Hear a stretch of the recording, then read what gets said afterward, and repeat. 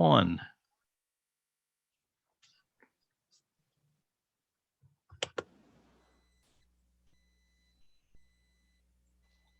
Greetings. Welcome to the Urban Fantasy Track at DragonCon.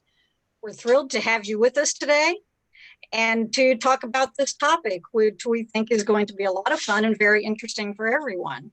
It's cultural, folklore, and mythology in urban fantasy media. And we're going to be focusing on a few shows in particular, but certainly we will be, talking about a few others that aren't on this list as well. The first thing I would like to do is introduce my wonderful panelists to you. And we will begin with Marx. Oh, okay.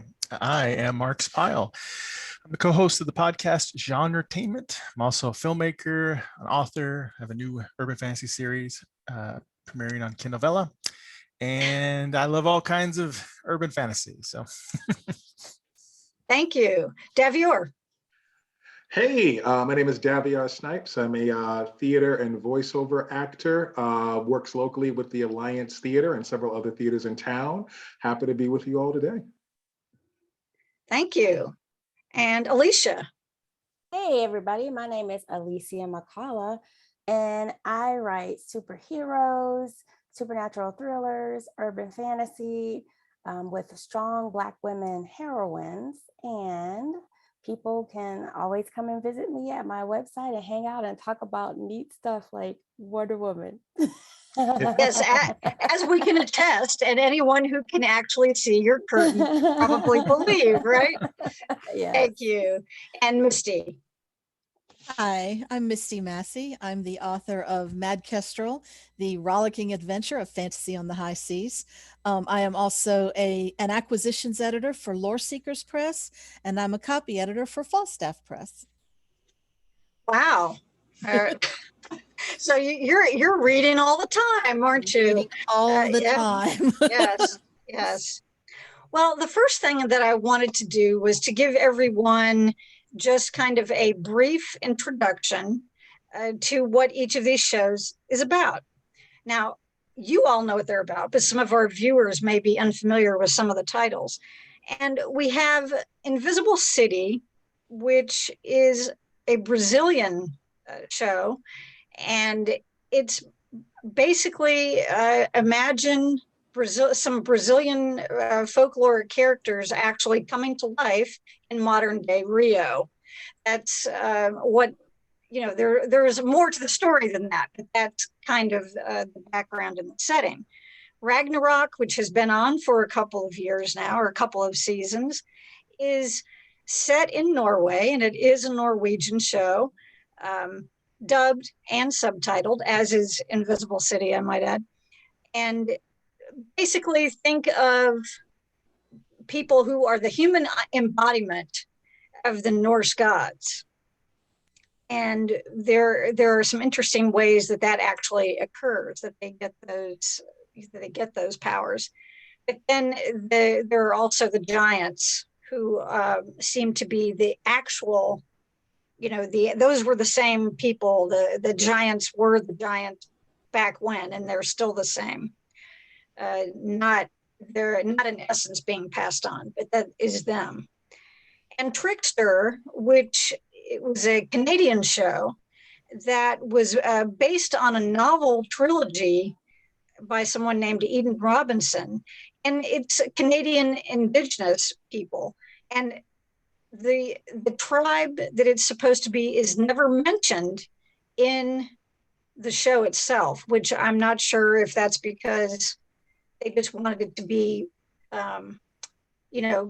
not general, but that it was more accessible, I guess, that it's not just this one particular culture, but it's everybody, for all Indigenous cultures. But anyway, that's basically the setup for those three shows, or what the setting is. And one of the things that occurred to me when I was watching any of these shows, or by the time I got partway through the third one, was what the connection is between nature and the natural world and the genre elements in these particular shows. It seems the supernatural elements seem to be tied to nature in some way. And my question for you guys is, well, first, do you agree with me? And the second thing is, can you give me an example from one of those shows of some way that you see this being incorporated into the narrative? And Marx, we'll start with you. Yeah, I noticed that narrative also.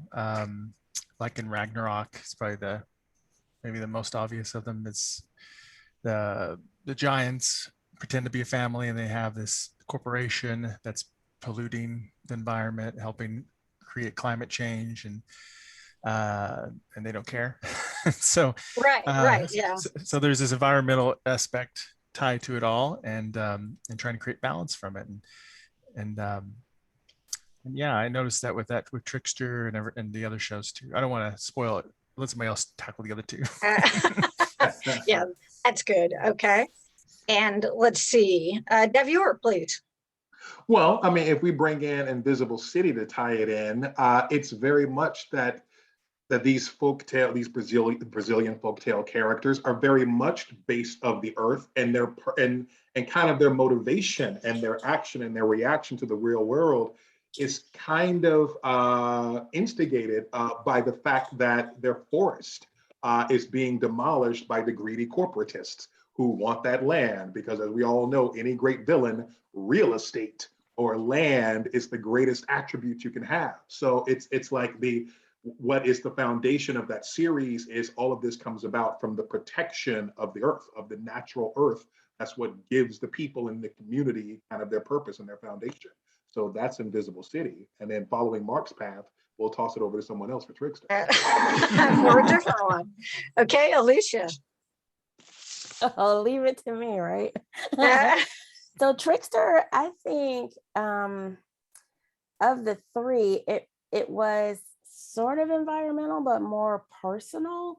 But definitely there was the issue that you have with the pipeline, the issue of the connection between the witches and the skin wearers, or I guess you want to ancestors is what they call yes, it. the ancestors. And then you also had the Trickster, and so the Trickster was like opening his portals, and that was causing like natural disasters. And so you get a sense that there's definitely the issue of nature in there. But now I feel like Misty has to clean it all up, right? Get home, Misty. Take us home. Take you home.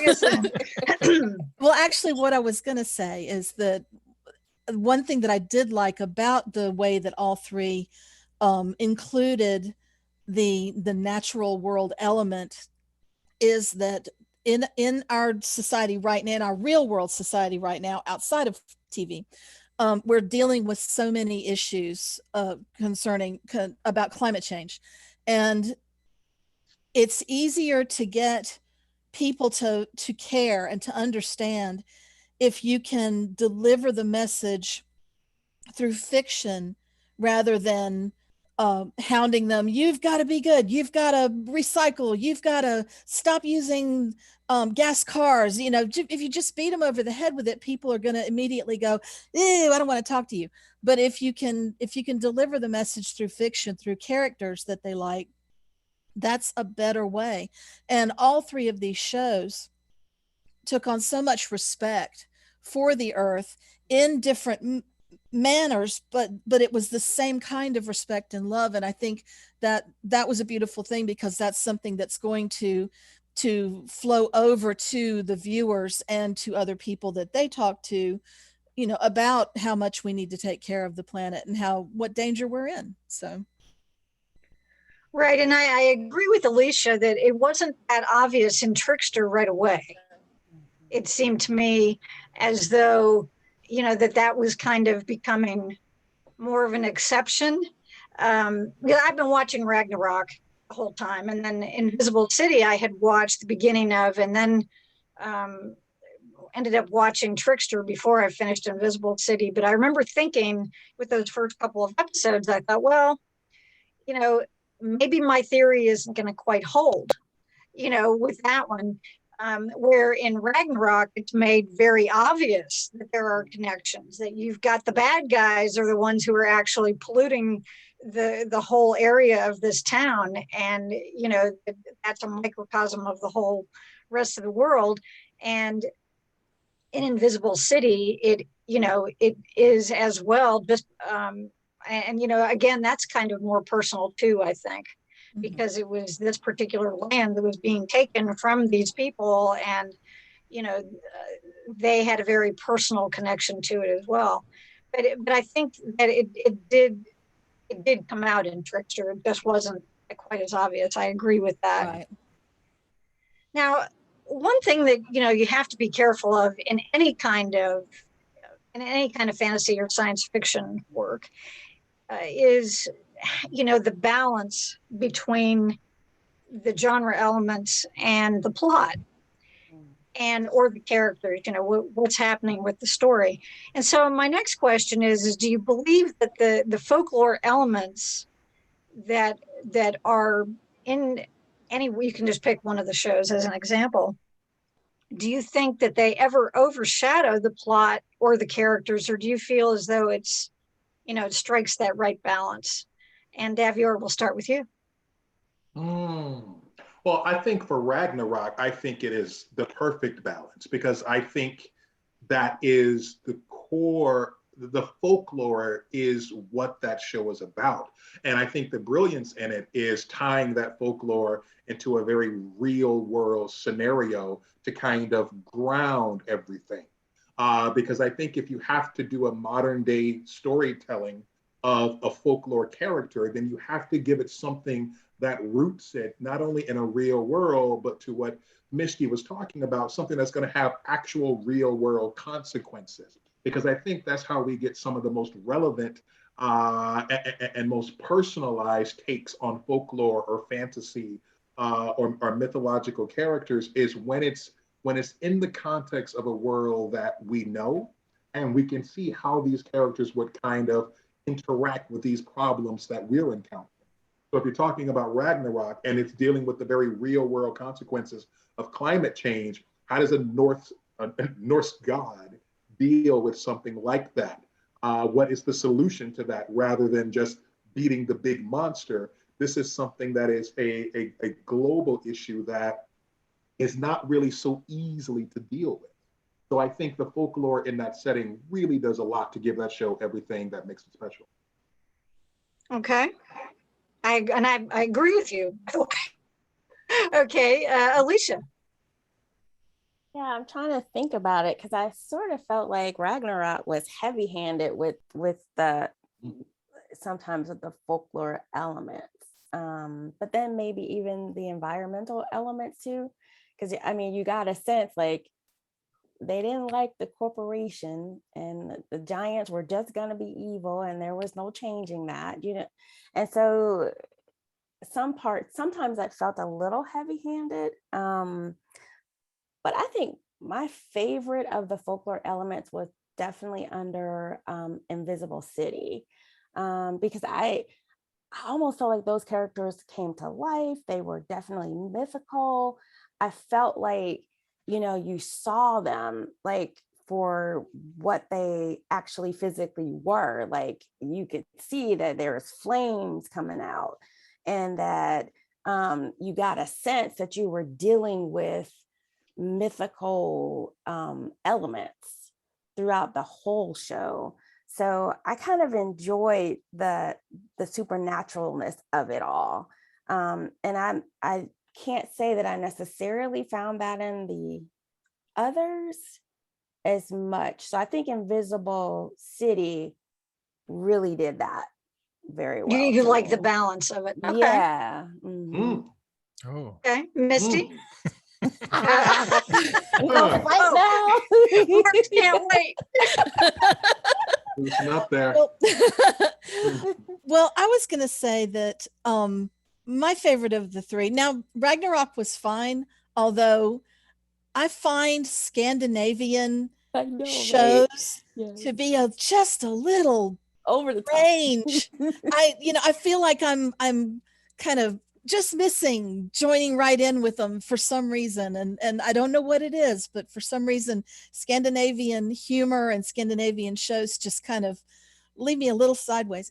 It was good, but a little strange. But I definitely loved Trickster the most. And I think it was because it was such a slow build, that was little bits at a time. And so we had Jared, who was seemingly an ordinary young man who was having to go through a life that really didn't have a lot of promise, and all of a sudden things are happening that he could never have imagined, even though he's got a mother that tried to tell him things, but she's so crazy that he can't trust anything that comes out of her mouth. And so that craziness versus the real world, I loved the way he went back and forth and back and forth. And I love that they gave us little bits at a time so that it was a slow build, so that by the time you got to the end, the last episode was just so Yeah, there was a lot that happened in that last episode for sure. oh my gosh. Marx, what about you? I like them all equally. No, no.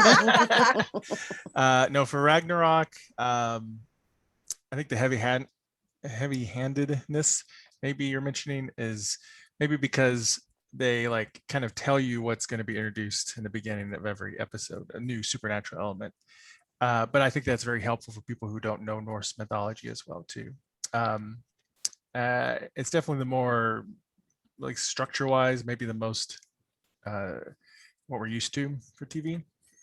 And I like Trickster a lot for how real it feels. Like the people feel pretty real, feel flawed like real people, and I appreciate that quite a bit. It's like this real kind of story with this crazy element of tricksters and ancestors popping in. And those ancestors are freaky, man. Like whenever they were dancing around that flashback with the skin on them and stuff, I was like, this is getting really freaky. This is a little trippy. But I think folklore-wise, what I liked the most was Invisible City, because I didn't know that folklore as well, and it was definitely the more original feeling, if you will, or more unique feeling. Mm-hmm. And I really appreciate that quite a bit. And I think that whole story arc is extremely strong, like how it ties together at the end.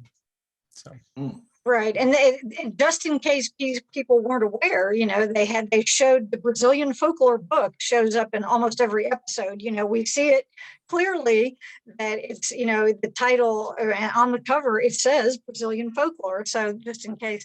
Oh, and I don't know if anybody here has heard the news or not, but the show is going to be back for a second season, which I had not heard, but that apparently happened in the last week or two. So anyway, so that is good news. Considering how they left it, I would say yes, I think that's good news. Now, some of you have touched a little bit on this already, but you can go into a little more detail of in one of the shows. What would you say was your most favorite world building aspect or element that they used in any one? You can pick any one of the three. And Alicia, we'll start with you. I was like, don't pick me. I'm sorry. Favorite world building. Ooh.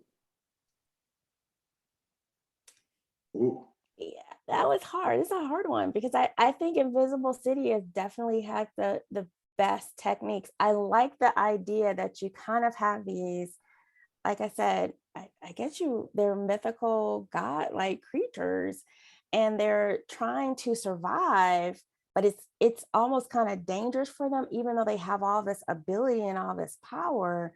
I like the struggle there. And I do want to make mention with Trickster, one of the things that I kind of was struggling with is that I sort of felt like the trauma of being an Indigenous person was really weaved and locked into Trickster in a way. And sometimes I'm okay with that. And sometimes it got a little bit gratuitous to me, and I didn't really appreciate it so well. It's like, I feel like he was at the drive-in window, and some white guy was like saying, "You're one of the good ones." I'm like, "You just gonna let the racism go?" And I get that it's Canada, because I grew up in Detroit and I understand Canadians, but it was just some things in Trickster that kind of turned me off. So it got to the point where it was a little too far with the indigenous trauma to me. But there were some aspects of Trickster that I really enjoyed, and him actually physically turning into the Trickster character was fantastic. So I think those are my two. Okay. Yeah. And the way that he tried to prevent it from happening. And you could see that this was not a pain-free transformation on his part. So I think they did a really good job with that. I would agree with you there. Misty, what about you? What was your favorite world building element? Well, the first thing that popped into mind was when Jared first grew his feathers. And he's all of a sudden he's got feathers and he's absolutely losing it, because anybody would, even if just because because you come from a culture that has those stories doesn't mean that you expect it to happen to you.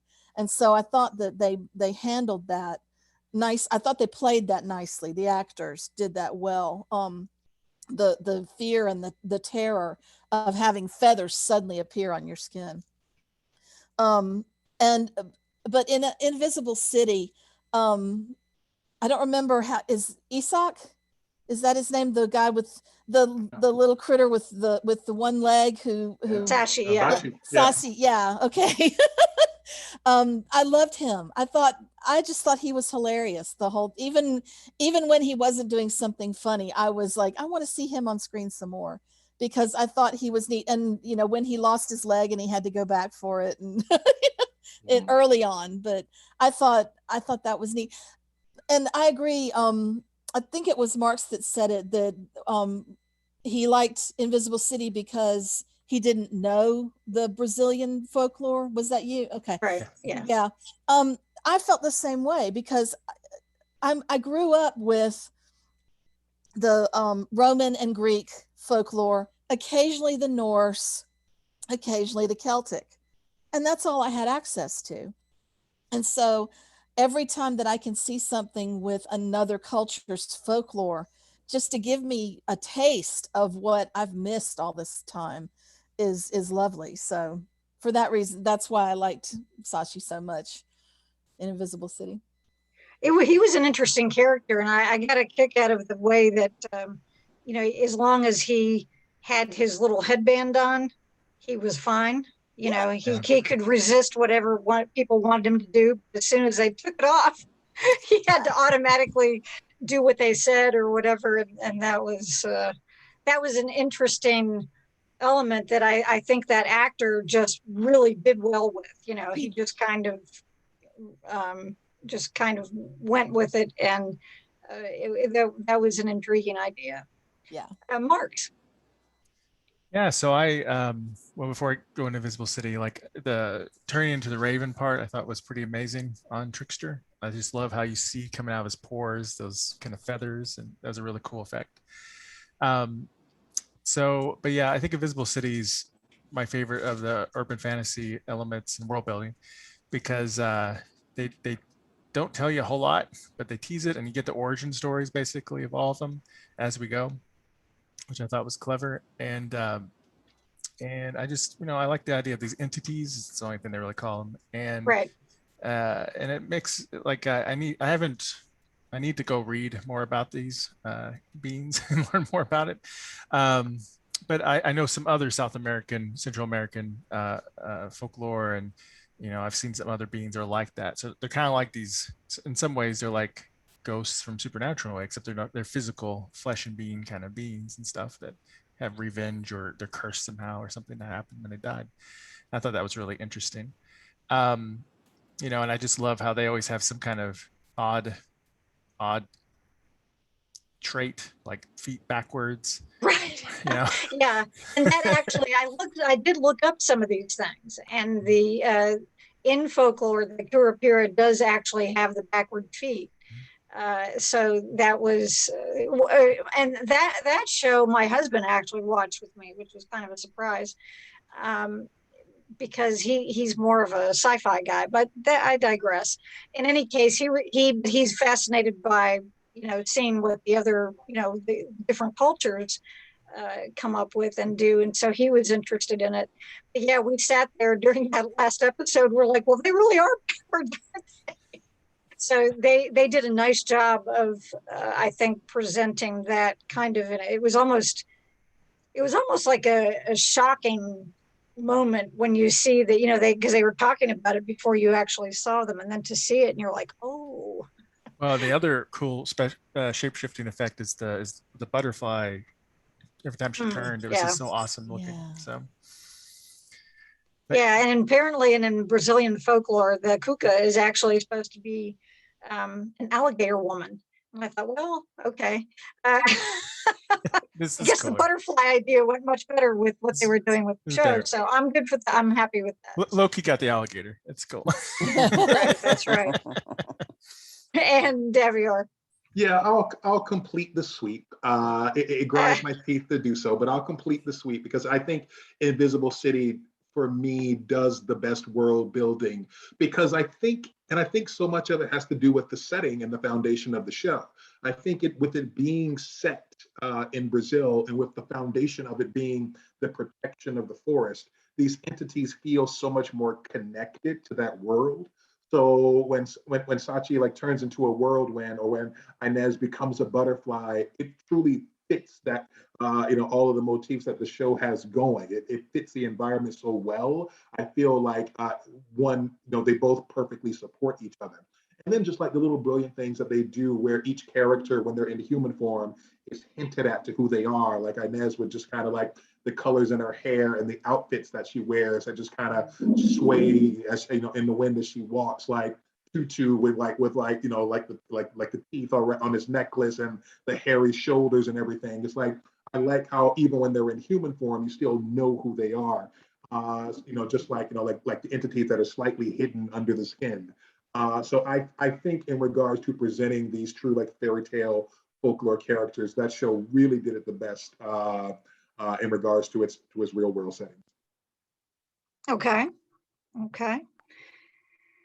Now, do you feel that the genre elements within the shows, or you can pick just one, do you think that they're a reflection of the culture that the story is set in, or do you think that they're secondary?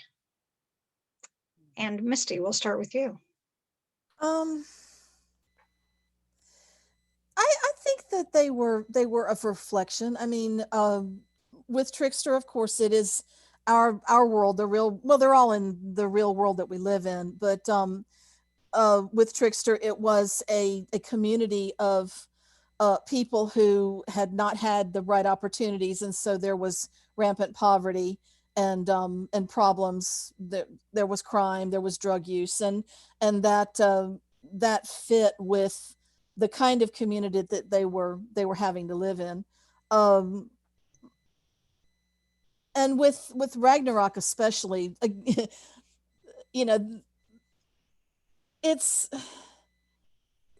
did seem to fit exactly the way that they had to live as well, because they have to be, to live in a place that cold, you have to be a little bit tough. And so these kids or at least I think so, because I'm very much a tropical girl, and cold and I just don't get along. So to think of living in a place where it's that icy and that snowy so often, and so those kids had to be tough anyway, and so I felt like the genre elements lent themselves well to that setting. So okay. Marx. Yeah, I think they blended well for their settings, especially Invisible City. I also think it is interesting that the big overarching thread is this climate change or something, or balance between nature at least. And you don't get that a lot in American urban fantasy, not like their big storylines. No.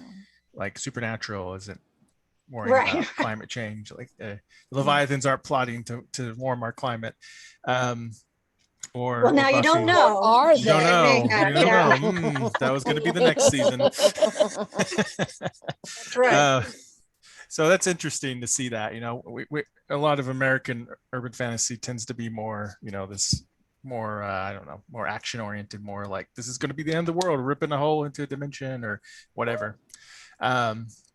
With some exceptions and occasional episodes, of course. But anyway, but I think that's an interesting reflection. I know that's, you know, topic that's dealt a lot with in the, you know, that region of where Ragnarok comes from, and Brazil. We got all this, the rainforests getting chopped down and everything. It's a big deal for the whole world. And so it's interesting to see how those themes are not only explored, but explored by those cultures from people that live there.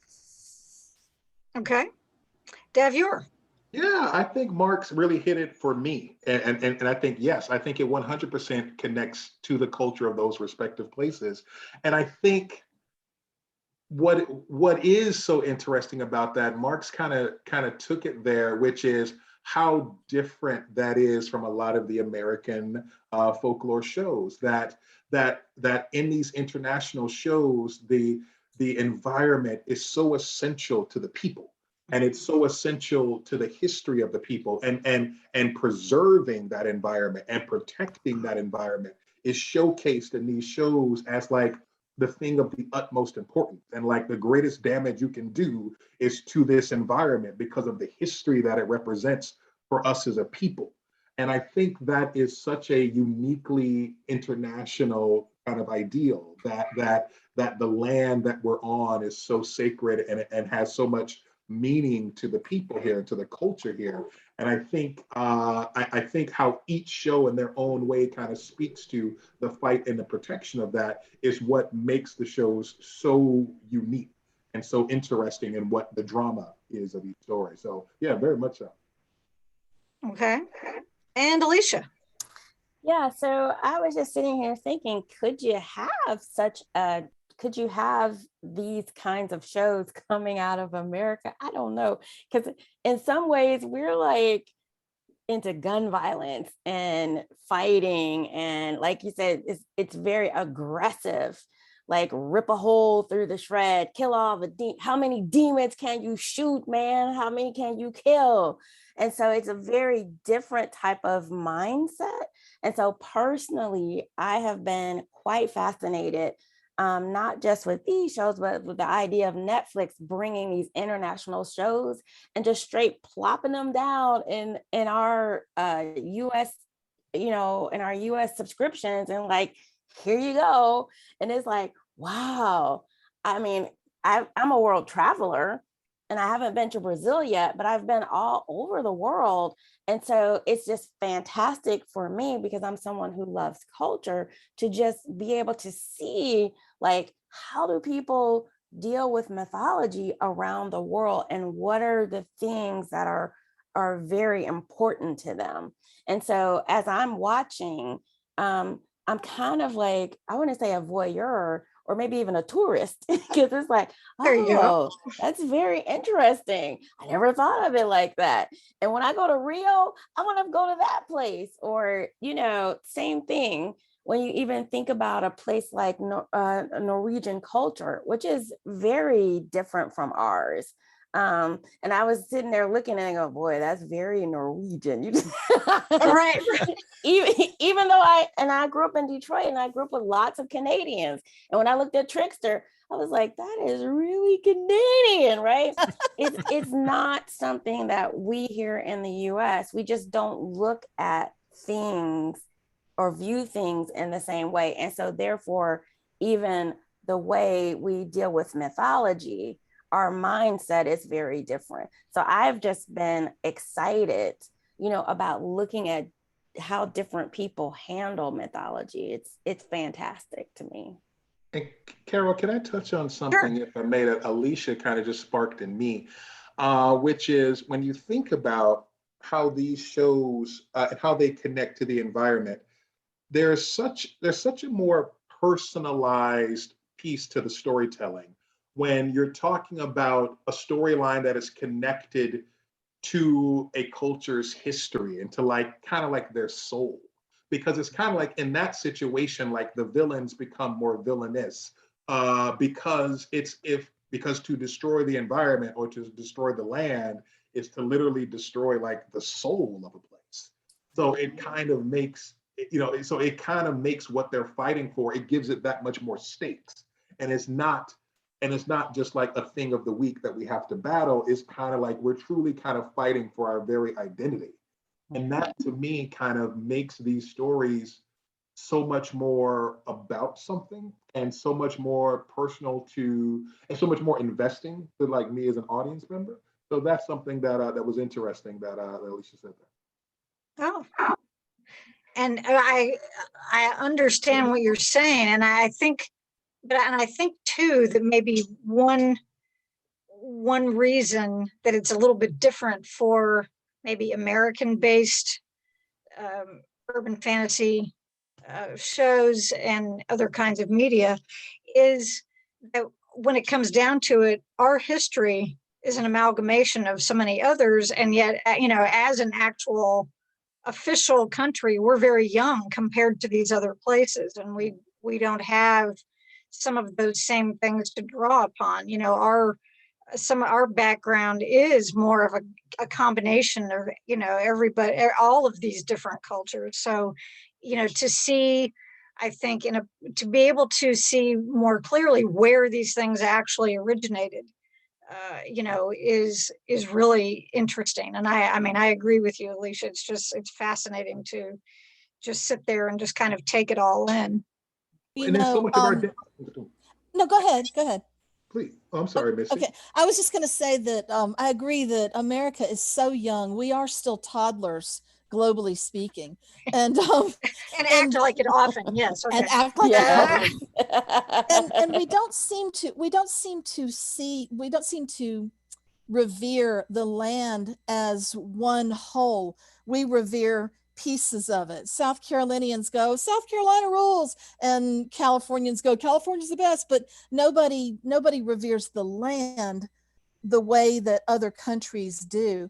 Although I've noticed that we do revere cities in much the same way as these shows that we're watching. We're all revering the land.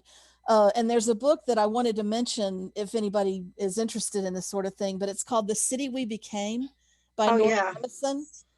If you haven't read it, it's really good. But it's a story about revering and rescuing New York City, which you wouldn't think needs rescuing, or maybe you do, I don't know. But it's a really good one. I can highly recommend. And that would be more of an American take on what we're asking of these, from what we're getting from these stories. That's more of an American take. So well, but I think that's very important for me, Misty, that you said, because I think to that point, there's still so much of our American identity that we're still even having trouble dealing with and facing. I mean, we still are having trouble dealing with like the history of indigenous people and slavery and all of that. So there's so much of our land that we're even afraid to touch, let alone like rejoice in the land that we're on. So it's I think that goes so far in us being able to tell these stories versus how they're being told in a more international setting, where there is more of a connection to that history and facing up to it. So I wonder what those stories will be for us if we get to that place. But yeah, I think that's a very interesting point for us and why we aren't at that place yet. Right. Now, one of the other things that we see in each one of these shows is the juxtaposition of the old versus the new, because they all take place in modern day, whatever setting, in whatever their country is. And we have, do you think that aspect of showing it's, it's kind of it can be a clash between the old and the new. It can be sort of a a melding of the old and the new, but how do you feel as though that affects the narrative of one of the shows? Just pick one. Marx, you're up first. The one that comes to mind the most for that theme would be Ragnarok, because like both balancing economy versus environment, but also even the giants have a lot of discussions about like, or should we still follow the old ways or not? Are they outdated? You know, those kind of things. And also Magne, terrible names, Manya. especially Manya. yeah, Thor basically.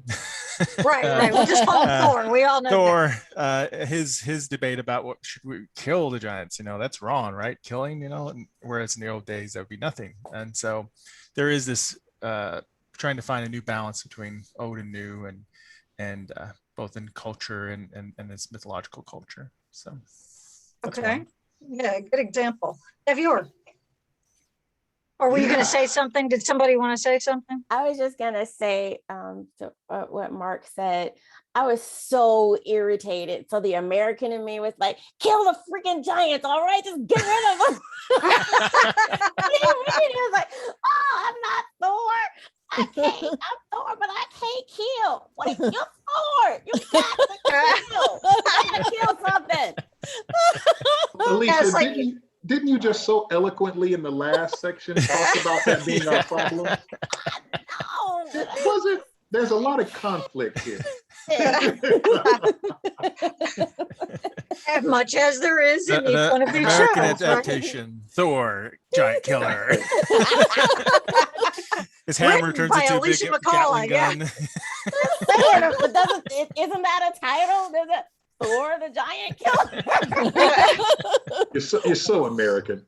But it does, you know, and it does bring up the point, though, that he, and I think that was a great example, which is demonstrated by the fact that, you know, we're still talking about it, is the fact that he does make no bones about wanting to find a different way. You know, that he, and I think it's not only because of his brother, but, you know, he still wants to find a different way to deal with everything, but then comes to realize that, well, you know, in some instances, maybe not. Devior, what about you?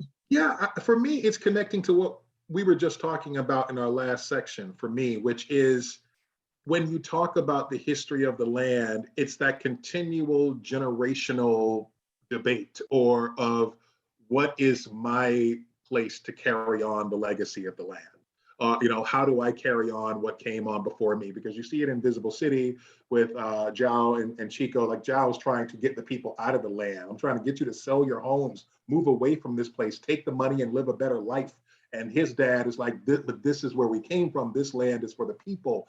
And in Thor, it's very much like, you know, when we look at like the high school setting, and so much of it is the environment to what is our place here to protect our homes, to protect the place that we've been born and raised. I think that is that continual generational question of what is my role as I set my identity and what I actually want versus what was done before me. And that is that constant conflict that we're trying to figure out. Like, do I let this old stuff go because, you know, because each generation is a little bit less connected to it, or is it about like finding my own connection to it that revitalizes me to continue it on? Okay.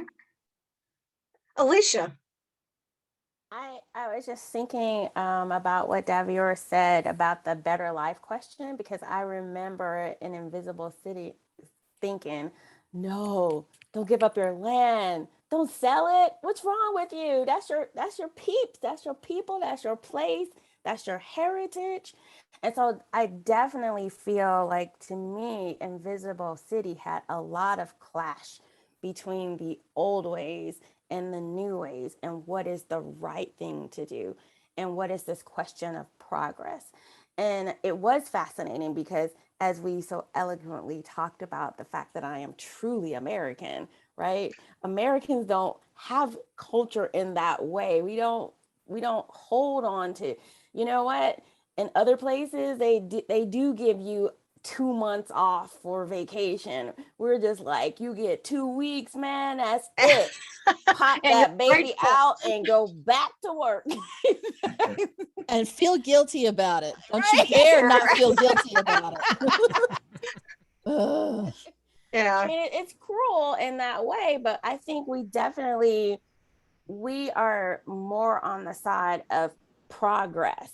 And so we always think of progress as being a new house and not renovating an old house, or a new car, or you know what, that's land over there, but it needs to be developed, right? What do you mean you're holding on to it because it's got some ceremonial purpose? It's some dead people under there, dig them up and put them somewhere else, right? Take it, Portergeist. You know what I'm saying? That's kind of what we do, which is, it's sad, but it's true. So I think it's telling to see in other people's way of how they're dealing with change and what is progress to them. Okay, thank you. Misty. You know, when Alicia was talking about us having not the same sense of connection, and I absolutely agree. Although I find it interesting, white girl, Southern girl, so I'm coming from a certain place when I look at culture and when I look at American culture. And one thing that has bugged me since I became, I don't know, maybe a teenager and started figuring out that adults didn't always tell me the truth when I was a kid. But this is a thing that Southern white girls to a man will tell you they heard. But our grandfathers loved to tell us that we were 1/1000th Cherokee because somebody down the line married a Cherokee princess. And so we were Cherokee. And, for one thing, and my grandfather told me that too. And for one thing, I didn't even live in an area where the Cherokee were, and neither did he. And so I'm questioning that, but that kind of thing, it bothers me because it's like, it's bad enough that we showed up and we took land that didn't belong to us, just, laid claim. But now we're going to walk around and act like we should lay claim to their culture, to their genetics as well. And that bothers me too. And so I think I enjoy shows like these that we just watched because they are cultures that already know where they came from. And okay, yeah. And they're protecting where they came from and accepting what it's about because they have an honest, real connection and not just something their granddaddy made up to sound to fit the narrative of the time or whatever. Yeah, right, exactly. Well, Misty, don't feel bad. I'm Cherokee too, and I got the DNA to prove it. I took 23andMe. And that is awesome. We can be that. I also have 8% British Irish. There you go. Oh, cool. Very cool. Which probably a lot of people in this country do when it comes down to it. We are much. That's just the way it goes.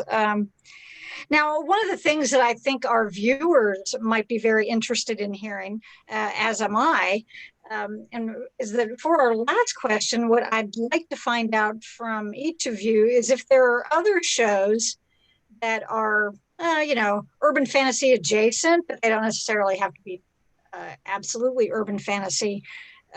Any other shows that employ some kind of cultural folklore and mythology, whether it's, they don't have to be in a foreign language the way that these others are. That's great. If you have any more suggestions of things like that, or even some that are American made that,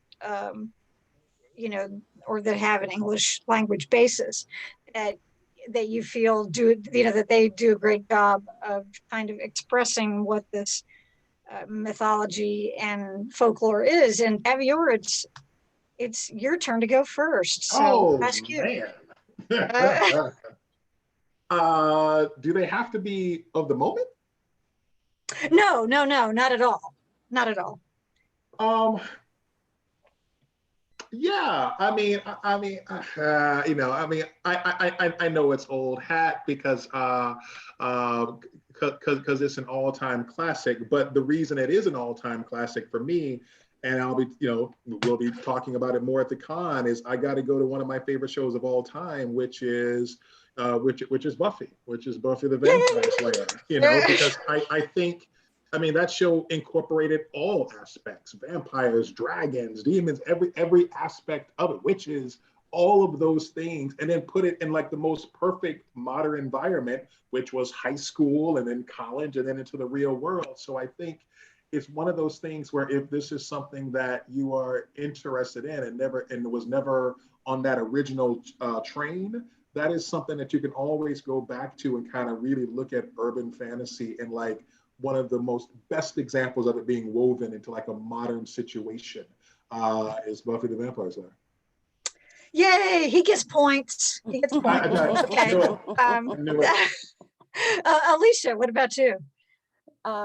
Before I answer, Davior, my favorite quote from Buffy was when she saw that vampire and she was like, you look like like your outfit is from the barge. You look like the barge. Right. And I always wonder if Sarah Michelle Gellar actually knew DeBarge. Right. It'd be awesome if she did. Or did afterwards, if not before that time.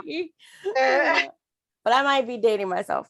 One of the shows that I've seen recently was it was anime and it was called Trickster, and it was a Filipino show, which was so cool. And I have to be honest, it had plenty of violence, and she was like killing things in the night. Total huntress. Very American. I love American. But it was Filipino. It was so cool. I was like, how much more violence and mayhem can ensue here? So she definitely was hunting down the creatures of the night. Oh, okay. And Misty, what about you? I'm gonna go old school and sort of old school and say I loved Xena. Xena Warrior. Oh, okay.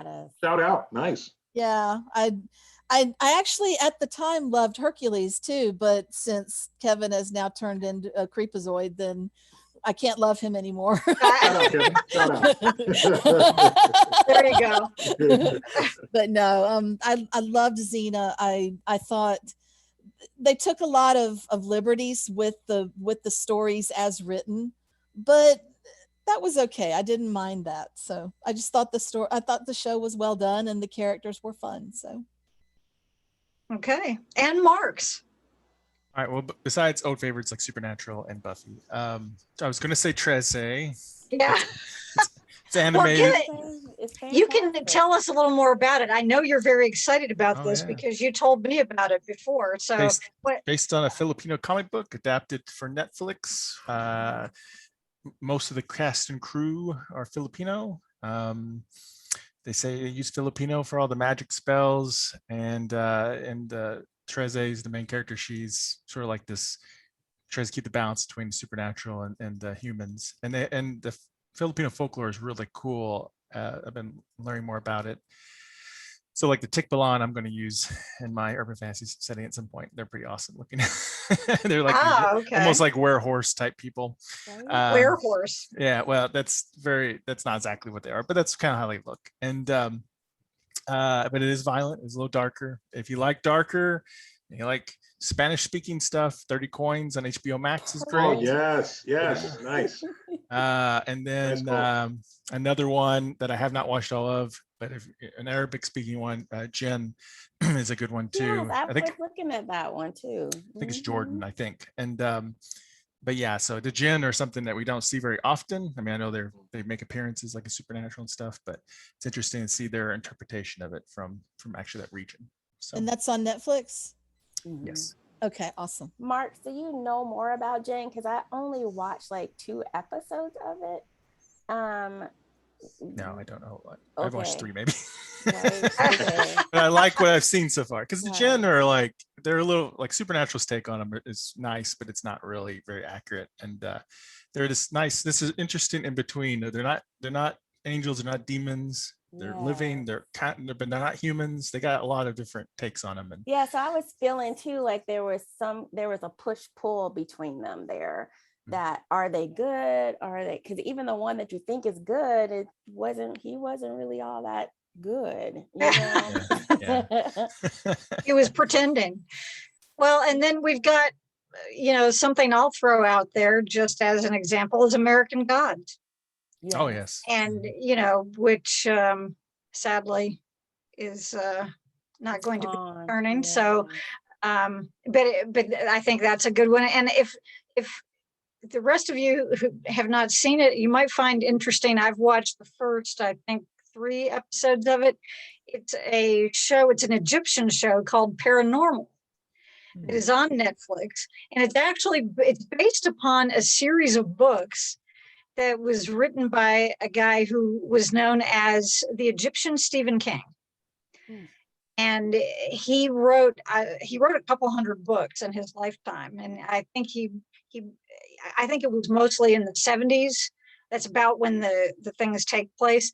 But the main character ends up investigating some of these supernatural things that occur, and it's well done too. It's very interesting.